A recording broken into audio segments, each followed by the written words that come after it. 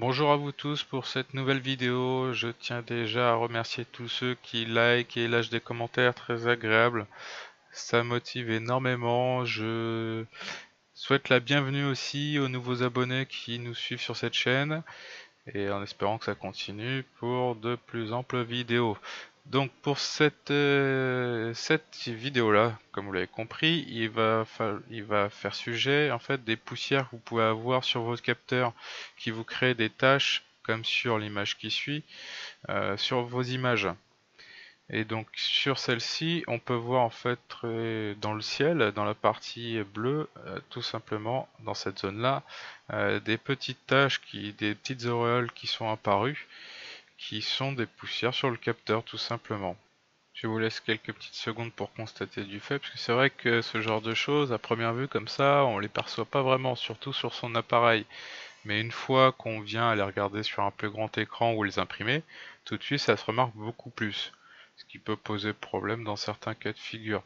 Bon, sur des parties sombres, que vous ne verrez pas forcément, mais sur des parties claires, si vous faites par exemple, le moyen le plus simple de le percevoir, ça serait de faire une photo sur une feuille blanche, par exemple, ça sera quelque chose qui va se constater très rapidement. Donc à partir de là, vous pourrez déterminer si vous avez des poussières ou pas.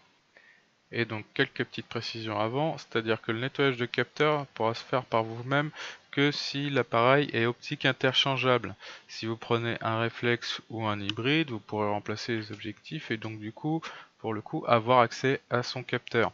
Pour le nettoyer, pour ce qui est d'un appareil compact ou un bridge, là malheureusement vous pouvez complètement oublier du fait que pour pouvoir accéder au capteur, il faudra démonter votre appareil, ce que je déconseille fortement. Vous risquez de faire sauter la garantie de votre appareil et dans ce cas-là, bah, tout annuler. Donc essayez plutôt de l'envoyer dans un atelier qui s'occupera de le faire proprement. Et donc maintenant, on va c'est de déterminer déjà d'où peut venir la poussière.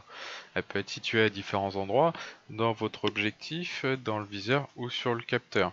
Donc pour ce qui est de l'objectif et du viseur, malheureusement ça reviendra à faire la même chose que pour un compact ou un bridge, c'est-à-dire démonter l'appareil. Donc dans ce cas de figure là, envoyez-les en atelier directement, au moins vous êtes sûr de la qualité du travail. Ce que l'on peut faire néanmoins pour l'objectif, tout comme le viseur, c'est faire un nettoyage en surface. Et pour cela, il vous faudra vous équiper juste d'un chiffon en microfibre et d'une espèce de petite poire. Ça vous permettra, pour ce qui est du chiffon en microfibre, de pouvoir nettoyer en surface sans avoir à faire la moindre rayure dessus. Si vous utilisez un sopalin ou enfin une connerie dans ce genre-là, malheureusement c'est quelque chose qui est un petit peu abrasif, ça risque de vous laisser des micro-rayures dessus. Donc absolument à ne pas faire. Et pour ce qui est de la poire, ça vous permettra par exemple d'essayer de retirer les poussières qui pourraient être à l'arrière de votre objectif, côté de la monture. Vous en servez, vous vous appuyez quelques fois, histoire de faire voler les poussières qui pourraient être collées sur cette lentille et de pouvoir les faire disparaître. Et donc pour ce qui est de savoir où sont positionnées les poussières, bah, tout simplement si elles vous apparaissent sur les photos, c'est qu'elles sont soit à travers l'objectif ou sur le capteur. Le capteur, je vais vous montrer par la suite comment le nettoyer. Pour ce qui est de savoir si c'est dans l'objectif, bah, remplacez-le par un nouvel objectif. Si vous n'en avez pas d'autre, essayez de voir dans une boutique s'ils accepteraient de monter un de leurs objectifs pour voir si c'est dedans ou pas. Et donc dans la logique des choses, bah, si vous les voyez encore apparaître, c'est qu'elles sont sur votre capteur. Si elles y sont pas, ou qu'elles pourraient être à un autre endroit, c'est que du coup, c'est que c'est sur l'objectif pour le coup. Et donc je suis désolé d'insister encore avant de nous lancer dans l'étape du nettoyage, savoir qu'il existe 3 tailles de capteurs sur les appareils réflexes et hybrides. Vous avez du plein format, de l'APS et du micro 4 tiers. Ces 3 styles là, ça va déterminer le kit de nettoyage que vous allez devoir acheter par la suite. Parce que de la même manière, vous allez acheter un kit en fonction de la taille de capteur que vous avez. Le prix du kit d'un nettoyage est en règle générale aux alentours d'une petite trentaine d'euros à peu près. Et ça vous permettra de faire au moins 2-3 nettoyages au minimum. Enfin, voire plus. Les raclettes sont prévues par nombre de 2 ou 3, mais le produit peut vous faire beaucoup plus longtemps. Moi, ça m'est arrivé d'utiliser plusieurs fois la même raclette, mais bien en les rangeant dans un sachet hermétique, qu'elles prennent pas la poussière pour autant.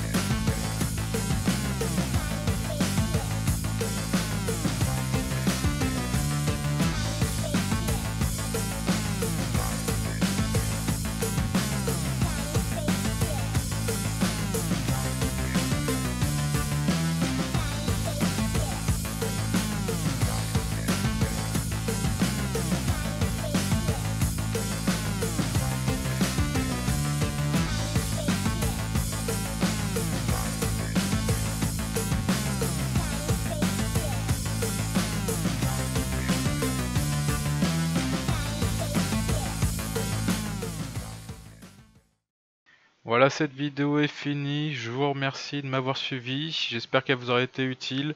N'hésitez pas à liker, vous abonner. Si besoin, n'hésitez pas à lâcher un commentaire. Je tâcherai d'y répondre au plus vite. Merci encore à vous. C'est un grand plaisir. Passez une très bonne journée à vous tous. Au revoir.